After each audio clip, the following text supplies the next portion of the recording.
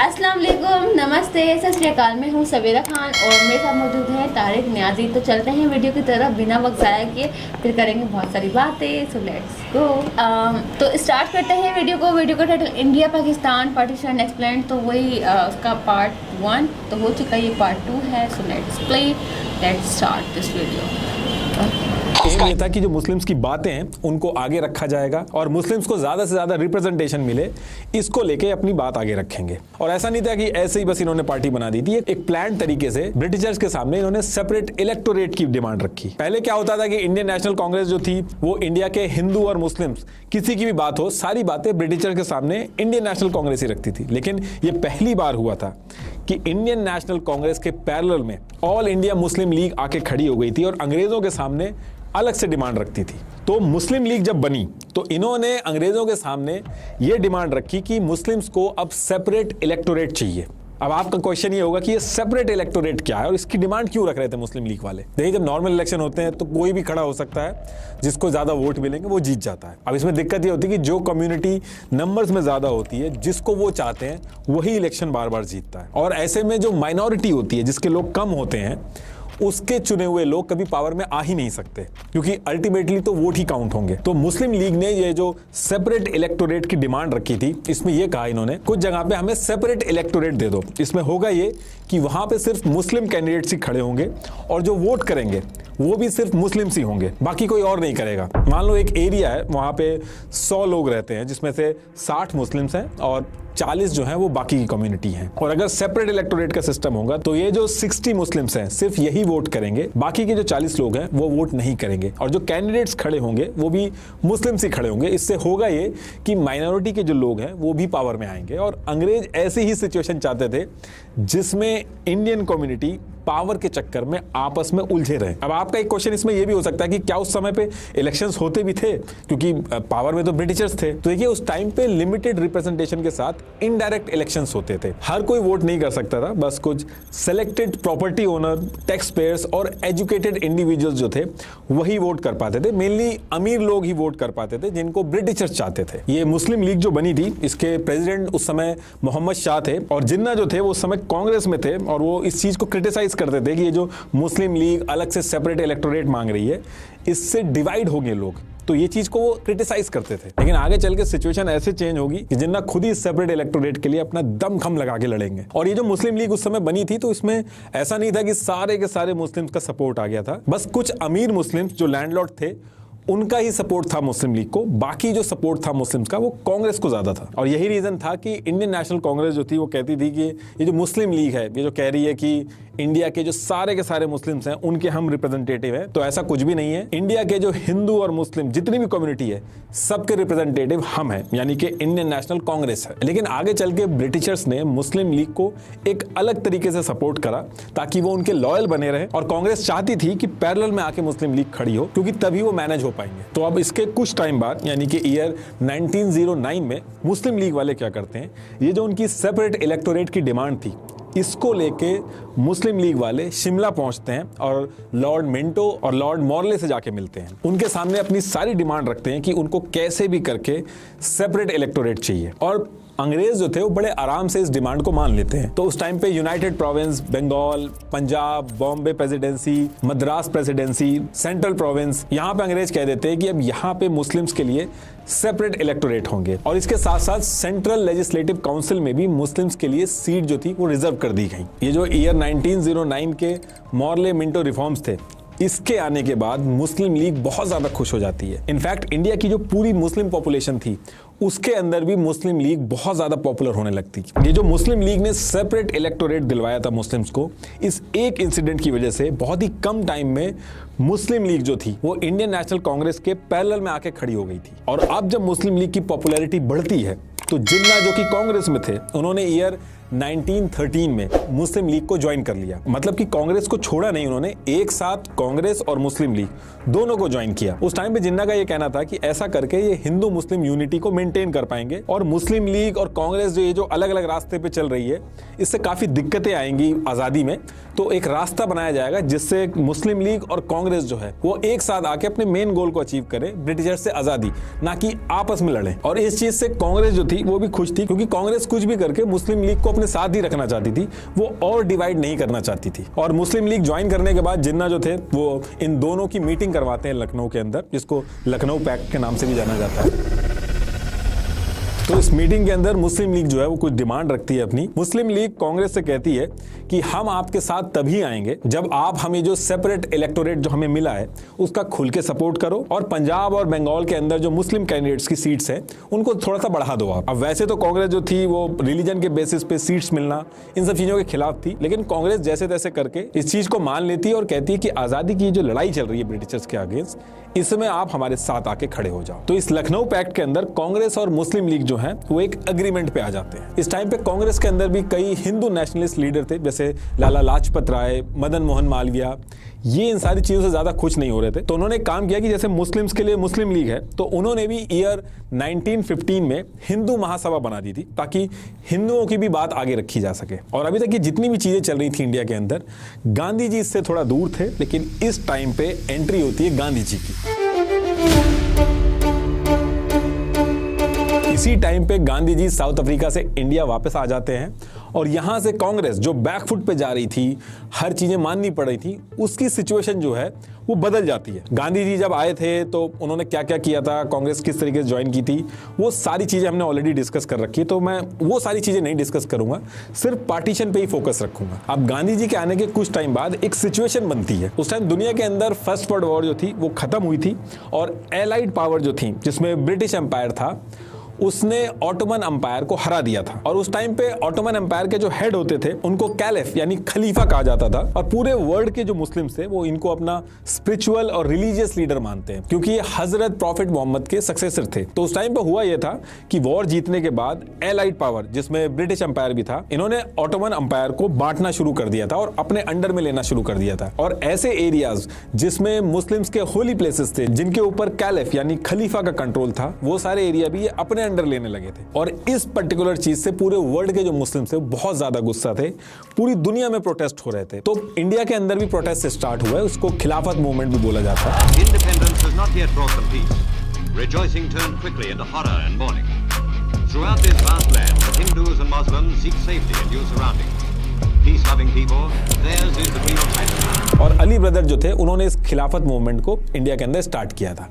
अब गांधी जी ने इसको हिंदू मुस्लिम यूनिटी के लिए एक अपॉर्चुनिटी की तरह देखा। तो गांधी जी खिलाफत मूवमेंट्स के जो अली ब्रदर्स थे इनसे जाके मिलते हैं कि हम ये जो आपकी खिलाफत मूवमेंट है इसमें आपका पूरा सपोर्ट करेंगे अंग्रेजों के खिलाफ, हिंदू मुस्लिम सब मिलके अंग्रेजों के खिलाफ आएंगे। और इस चीज को लेके गांधी जी ने एक एक हिंदू से अपील की कि खिलाफत मूवमेंट के सपोर्ट में आए, कई सारी कॉन्फ्रेंस भी की। उसी टाइम पे कांग्रेस का नागपुर में सेशन चल रहा था, गांधी जी ने उसके अंदर भी मुस्लिम्स के साथ साथ हिंदुओं को भी जोड़ के खिलाफत इशू को डिस्कस किया था। अब इससे हुआ ये कि इंडिया के जो मुस्लिम्स थे वो कन्विंस हुए और कांग्रेस के सपोर्ट में आए। कांग्रेस जो कहती थी कि हम इंडिया के अंदर हिंदू और मुस्लिम्स दोनों के रिप्रेजेंटेटिव हैं, ये चीज और स्ट्रांग हो गई। और कांग्रेस की जो सेकुलर अप्रोच थी, जिसमें कहा गया था कि इंडिया एक सेकुलर देश होगा, हिंदू मुस्लिम सब एक साथ रहेंगे, ये चीज और स्ट्रांग हो गई थी। कहने का मतलब है कि कांग्रेस जो है वो स्ट्रांग हो गई थी। और इस टाइम पे मुस्लिम लीग जो थी वो थोड़ी डाउन पड़ी थी। वो जो दावा कर रही थी कि इंडिया के सारे मुस्लिम्स की वो रिप्रेजेंटेटिव है, उसका ये दावा थोड़ा हल्का पड़ गया था। अब इसके बाद एक और बहुत ही सरप्राइजिंग चीज होती है, जिन्ना जो थे वो कांग्रेस और मुस्लिम लीग से रिजाइन मार देते हैं। एक तो वो कहते हैं कि जब से गांधी जी आए हैं और जिन तरीकों का यूज करके वो नॉन कोऑपरेशन मूवमेंट और सिविल डिसोबीडियंस मूवमेंट चला रहे हैं, उससे जिन्ना बिल्कुल भी खुश नहीं है। दूसरी चीज जिन्ना का ये कहना था, ये कांग्रेस जो है और ये जो मुस्लिम लीग है ये रिलीजियस पॉलिटिक्स कर रहे हैं जिसके वो खिलाफ थे। तो यही सारे रीजन बता के जिन्ना जो थे वो रिजाइन मार के लंदन चले जाते हैं। लेकिन इसमें यह भी कहा जाता है कि जिन्ना इसलिए चले गए थे क्योंकि कांग्रेस और मुस्लिम लीग दोनों में उनको कोई पूछ नहीं रहा था। कांग्रेस के अंदर गांधी जी की चल रही थी और मुस्लिम लीग में मुख्तार अहमद अंसारी जो थे वो अपनी चला रहे थे। तो इस वजह से जिन्ना जो थे वो गुस्से में गांधी को तानाशाह बोल के पॉलिटिक्स वगैरह छोड़ के सीधे लंदन चले गए थे। तो अब इसके काफी टाइम तक हिंदू मुस्लिम जो है वो साथ में मिलकर काम करते हैं, ब्रिटिशर्स के अगेंस्ट में अपनी बातें रखते हैं। लेकिन ईयर 1923 में ब्रिटिशर्स क्या करते हैं, पंजाब के अंदर एक मुस्लिम मेजोरिटी वाला एरिया था, तो वहां पे ब्रिटिशर्स क्या करते हैं, एक म्युनिसिपल अमेंडमेंट एक्ट 1923 लेके आ जाते हैं। और ये जो एरिया था जहां पे मुस्लिम मेजोरिटी में थे, पहले जितनी मुस्लिम्स की सीट थी उससे ज्यादा सीट रिजर्व कर देते हैं मुस्लिम्स के लिए, और जो हिंदू पॉपुलेशन थी उनकी सीट एकदम से कम हो जाती है। अब इस इंसिडेंट की वजह से जो हिंदू थे वहां के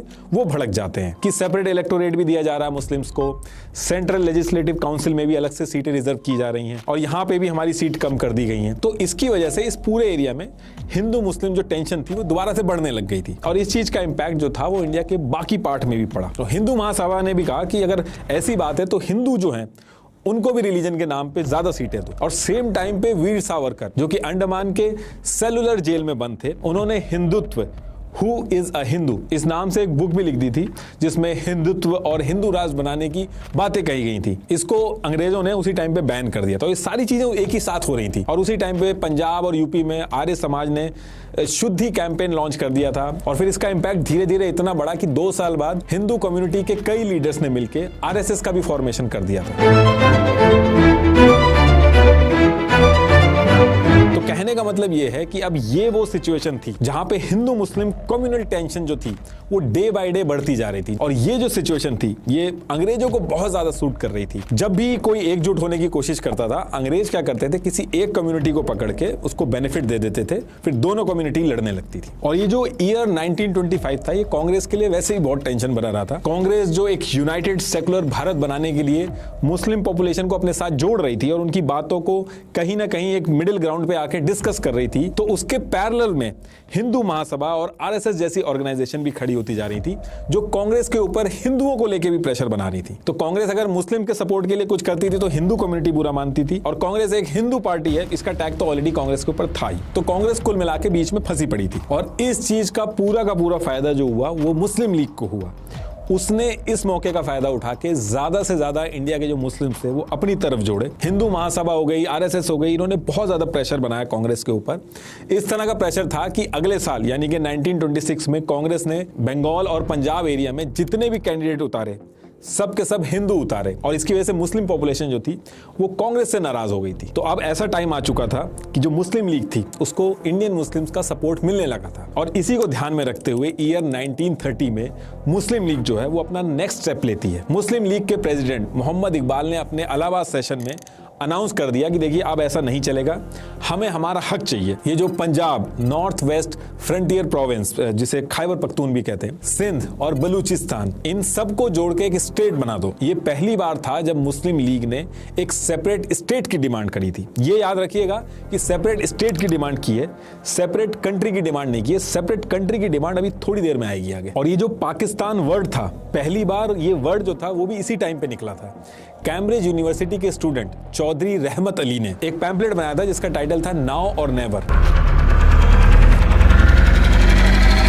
और इसी पैम्पलेट में पहली बार इन्होंने पाकिस्तान नाम डिक्लेयर किया था। पाकिस्तान से आई गायब था, पाकिस्तान नाम से टाइटल दिया था इसको। ये पहली बार था जब ये वर्ड लोगों के सामने आया था। तो इधर ये सारी चीजें चल रही थी, और इसके कुछ टाइम बाद ईयर 1933 में लियाकत अली खान जो जिन्ना के बहुत ही खास थे, ये लंदन में जाते हैं। ये जाके वहां पे जिन्ना से जाके मिलते हैं, और कहा जाता है कि इसी पर्टिकुलर टाइम पे लियाकत अली खान और जिन्ना ने ये डिस्कशन किया था कि जिन्ना को वापस इंडिया में आके मुस्लिम लीग ज्वाइन करना चाहिए, और ज्वाइन करने के बाद एक अलग मुस्लिम देश की डिमांड रखनी चाहिए जिसको 100% मुस्लिम सपोर्ट मिलेगा। ये प्लान लंदन के अंदर डिस्कस हुआ था, ऐसा कहा जाता है। और फिर नेक्स्ट ईयर अप्रैल में यानी कि अप्रैल 1934 को जिन्ना इंडिया वापस आके सबसे पहले मुस्लिम लीग ज्वाइन करते हैं, उसके प्रेसिडेंट बनते हैं। और इस बार जब जिन्ना इंडिया आए थे, अपनी जो पुरानी आइडियोलॉजी थी उसको बिल्कुल पीछे छोड़ दिया था, एकदम बदले हुए जिन्ना इंडिया वापस आए थे, और उनका जो पॉलिटिकल स्टांस था इंडियन पॉलिटिक्स के अंदर उसको पूरी तरीके से चेंज कर दिया था। इन्होंने मुस्लिम लीग जो थी उसको पूरी तरीके से रीऑर्गेनाइज किया,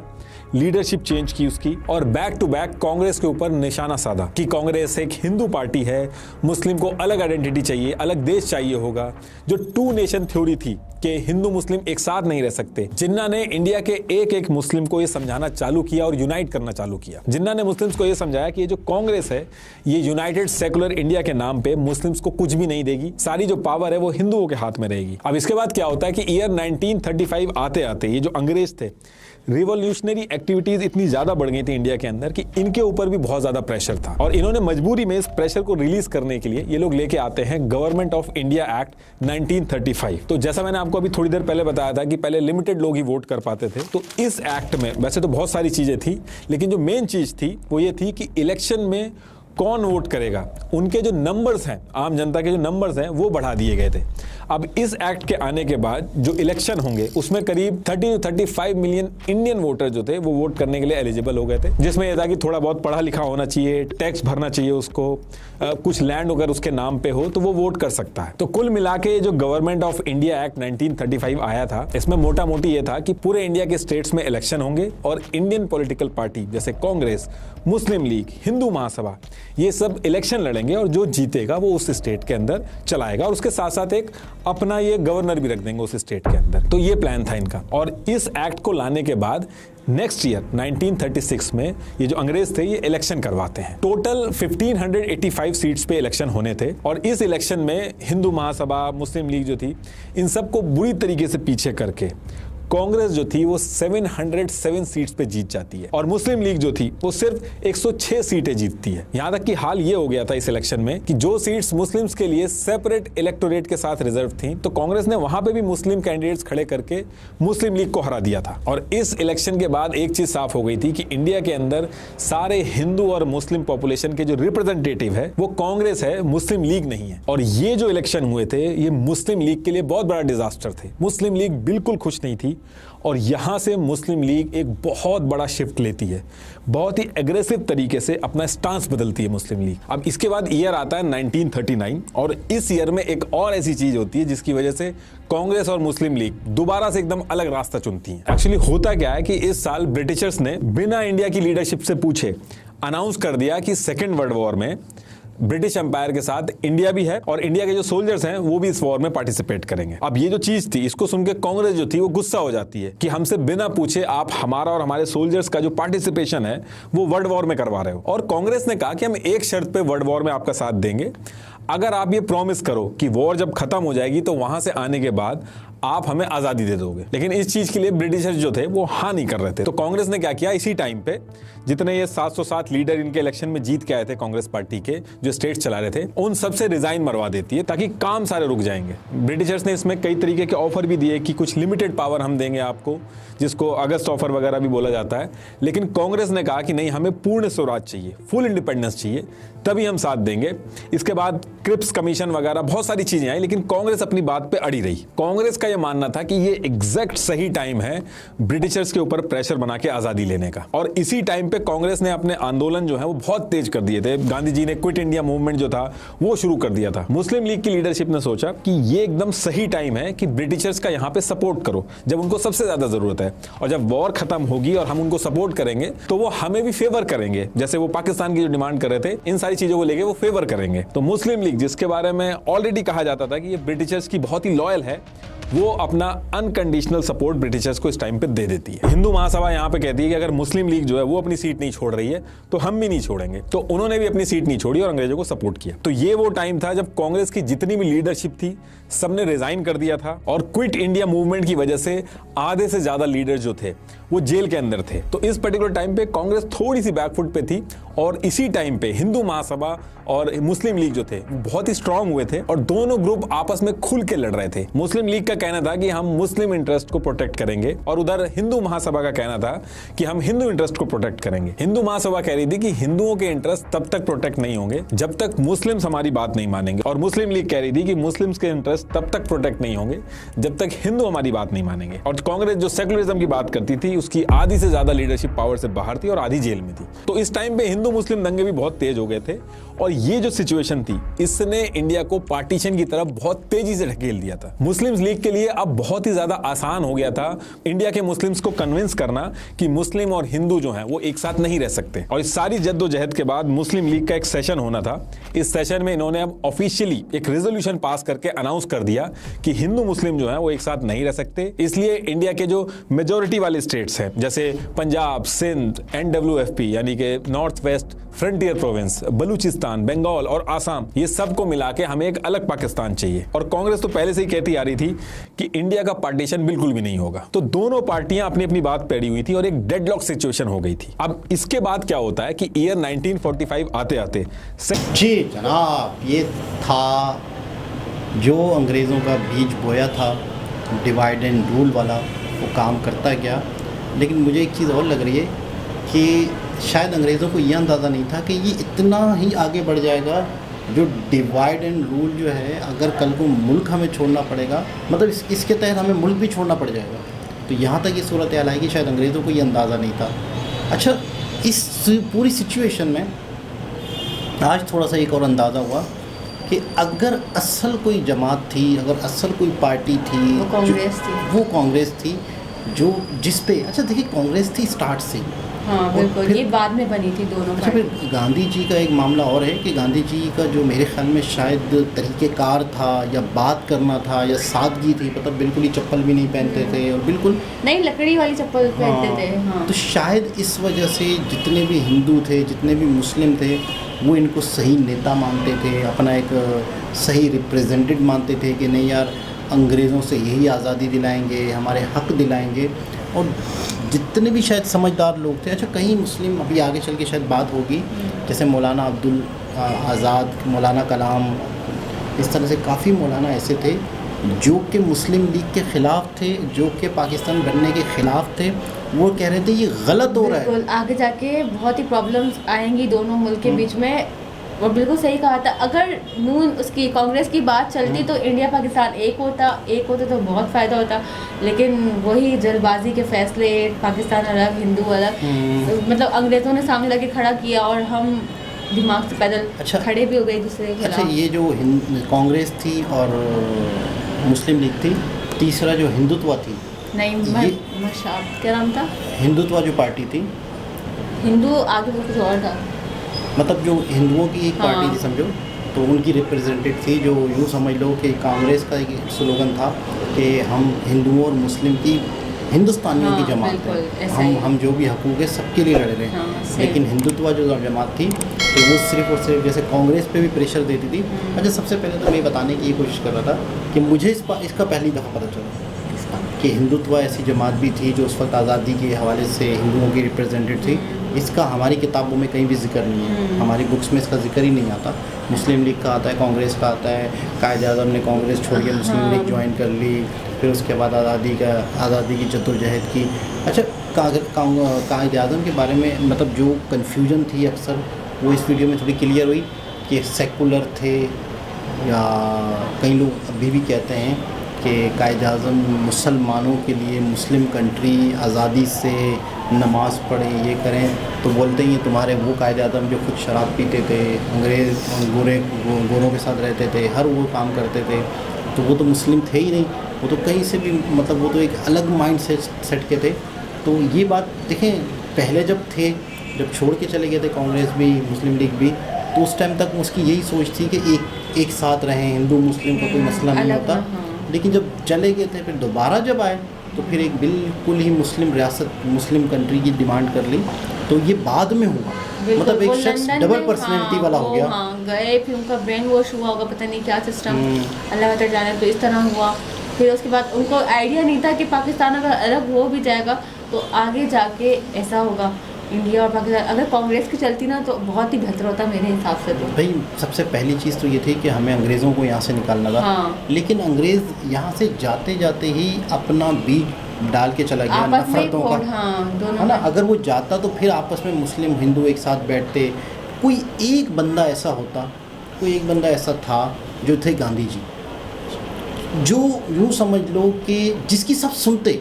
मिसाल के तौर पर मौलाना थे, मुस्लिम थे, हिंदू थे, कुछ भी हो, कोई एक शख्स मोहल्ले में, इलाके में, शहर में, कंट्री में, कोई एक शख्स ऐसा होता है आपने कह दिया, बस ठीक है, आपने कह दिया, हम आपकी मानेंगे। फिर वो लोग भी उसकी भी मानते हैं, वो लोग उसकी भी मानते हैं। तो गांधी जी मेरे ख्याल में शायद कांग्रेस की मजबूती गांधी जी की वजह से थी। तो मुस्लिम भी उसमें शामिल थे, मुस्लिम की रिप्रेजेंटेटिव भी थी। लेकिन अगर ये मुस्लिम लीग वाला मसला नहीं होता और मुस्लिम लीग अपने मतलब जब अच्छा नफरतें ये शुरू हो गई कि वो तो हिंदुओं की जमात है, ये मुस्लिम की जमात है, वो मतलब हिंदुओं की यार। जमात है, वो हिंदुओं के फेवर करेगी, ये मुस्लिम का फेवर हाँ, करेगी। ये वाली बात ये जो लेके, सोच थी ना, हाँ, इस सोच ने समझो पाकिस्तान मार को दिया, अलग बिल्कुल हो ऐसा गए, ही। ये सोच लेके मुझे बैठे थे। अच्छा वीडियो देखते हुए बड़ा मज़ा आ रहा है, बड़ा अच्छा लग रहा है, बहुत कुछ जानने को मिल रहा है और कई चीज़ें रिमाइंड भी हो रही हैं, ऐसा ताज़ी भी ही हो है। रही हैं। तो आगे मजीद क्या इंकशाफात होते हैं, दोबारा किसी और किसी से मुलाकात होती है। जब तक दोबारा के लिए- इसी के दूसरे पार्ट से मुलाकात होगी। तीसरे तीसरे पार्ट से, जब तक के लिए ख्याल अल्लाह रखें। हाफ़िज़। अल्लाह